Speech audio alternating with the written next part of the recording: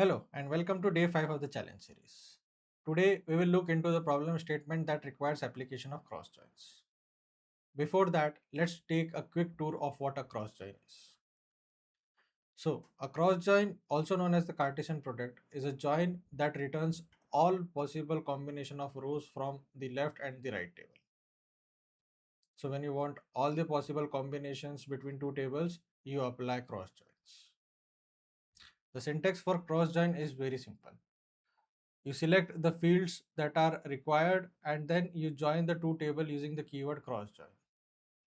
So please note that the cross join is condition independent. In other words, they can be joined without on condition. So in our example, if we look, the two tables toy and Kate are joined using cross join, and every row from the cat table joins with every row from the toy table. So if you look with cat ID 1, the cat ID 1 from the cat table joins with all rows from the toy table. Okay, so now let's look into our problem of the day. Okay, let us now see at the business context for today's problem. So imagine the management wants to audit which films belong to which categories and also spot which categories a film doesn't currently have but could be considered for. This is useful when expanding metadata or planning marketing bundles. So we need to combine all the possible combination of films and categories. Now the approach for us to solve this that we have the film in the film table and the category in the category table. To see all the combination, we'll use a cross join between the two tables. Now, if we also want to highlight whether a film actually belongs to that category, we bring in the film category table and we apply the cross joined table with the film category table with a left join, and we use a condition column to mark the film as in category or not in category. So now let us look this in practice. Okay, so from our ERD, we know that we get the film detail from the film table and the category detail from the category table. So let us take the film title from the film table and the category name from the category table, and we will apply the cross join to join the film table with the category table. So as I mentioned earlier that we do not need to give the condition in applying cross joins. Now let us execute this result.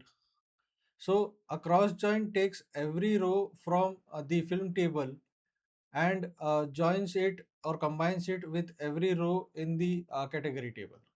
So if there are 1000 films and 10 categories, you will get 10,000 rows. In our case, we got 16,000 rows. So now we want to also know that if each pair already exists in which film category.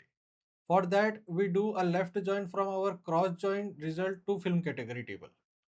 So let us do the left join and join the film category table FC on both the film ID.